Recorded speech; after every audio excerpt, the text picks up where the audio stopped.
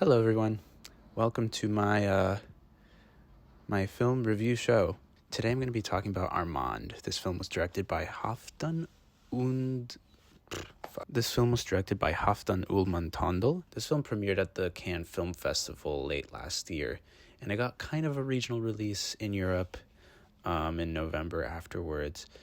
And hasn't quite reached the States until now, and I got to see it in sort of a quasi-advanced screening with the director in attendance to do a little Q&A afterwards. Now, this is Tondel's first feature film, and it's seemingly a project that has been in the works for a long time, from its writing to its, the finished product. And, it seems like Tøndel maybe had a little bit of trouble getting this film made. That is until the star of this film, renate, got her Best Actress prize at Cannes for The Worst Person in the World back in 2021.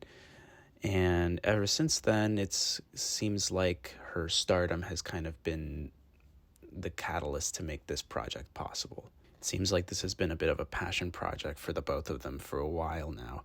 And I can see why it's definitely a very ambitious character study. Maybe I wouldn't even necessarily say it's a character study of one particular person, but there's definitely lots of character drama at play that's very centered on one event.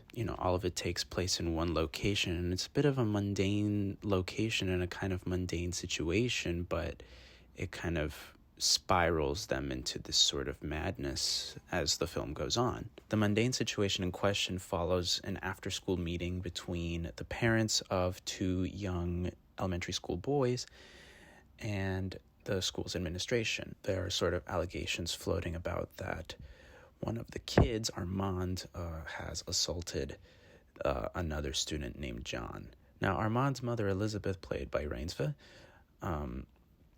is a bit of an elusive character. She kind of is in denial and is kind of finding sort of unorthodox ways to cope with the situation as it's unfolding. And we see this a lot in the sort of more surrealistic aspects of this film. There are multiple dance sequences throughout this thing that are kind of, disconnected from the real world logic of the story. And, you could kind of see that as her kind of coping, or as her kind of delving into madness because she doesn't know what to believe. I found her character to be extremely fascinating, and I found reinsve's performance to be quite captivating as well. I haven't seen Worst Person in the World, and she was also in a different film this year called A Different Man, that I also haven't seen, but her performance this was great. It kind of makes me want to check out her other work. She has quite a few big moments here. One in particular, I guess spoilers for anyone who hasn't seen the film, but there is a sort of 10-minute scene where she just starts uncontrollably laughing in the middle of the meeting. And this scene to me is so magnificent for a few reasons. I mean, partially because of reinsve's acting and sort of her ability to keep up this incessant laughter for it's like genuinely 7 minutes of just pure laughter. But also, I think this is a great sort of thesis for the film. It's kind of giving this sense of unease, kind of the unease that comes with sort of a meeting like this. She, on one hand, has this kind of like strangely commanding presence, but at the same time, it's also like very unsure of herself, which is, I think, pretty great for this role, as kind of this sort of endless, maybe futile search for truth is sort of at the center of the film's central conflict.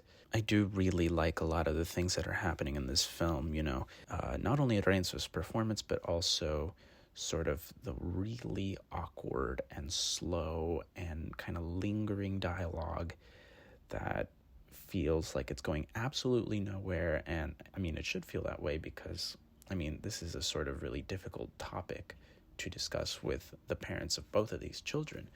And I'll say that the dips into surrealism themselves as like standalone sort of moments are quite beautiful.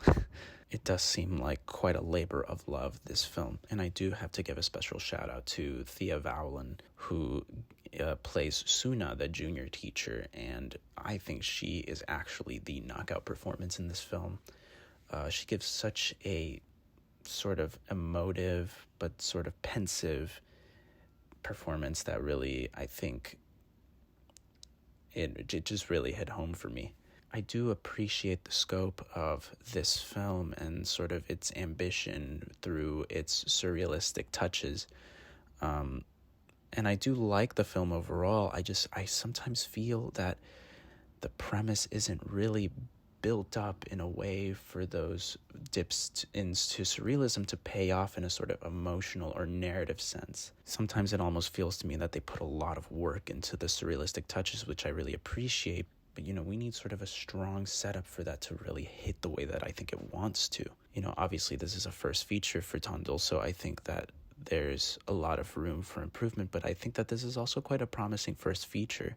I don't want to get too into kind of where the setup fails for me, just because of spoilers, but I guess overall what I'll say is that there's this sort of like awkward dialogue, and there's a lot of moments where the camera kind of freezes on one face for an uncomfortably long time, and it's that sort of thing. It's like the uncomfortability of the moment. It's the uncomfortability of like holding time, of kind of being frozen in time with these people. This kind of moment of, we as an audience don't really know who to believe in this situation and what kind of other factors are at play here when these accusations come up, because as we later learn that there's a lot of sort of history between these two families. All of that stuff is really interesting. I guess I kind of wish they fleshed it out more before we dipped into the madness of it all. I think if you're going to dive into that sort of subconscious realm, I think diving into memory could be very interesting. And, there's just a lot that could have been done as far as the setup, kind of fleshing out the setup. You don't even have to do it with sort of expository dialogue. You really don't need to do any of that, but like, use the visual language as a tool. I think that perhaps I don't know what the budget of this film was. Obviously, they could have, been just working with that one location. That could have made kind of that aspect of it a little more difficult. But I think it still stands that they could have fleshed out the ideas a little more. However, I think even with my minor gripes about the film, I do think that this is an impressive first feature. I think that if tøndel really kind of continues to explore that sort of subconscious realm and how he can use that to build these characters that he writes and really make them three-dimensional, I think that he can make something really special. I think he has that potential. But as it stands, I mean, this is a good film, and it's, I think, a very promising start for this young director. And I think I'm going to leave it at that. Thanks for watching, if anyone's watching, and yeah, goodbye.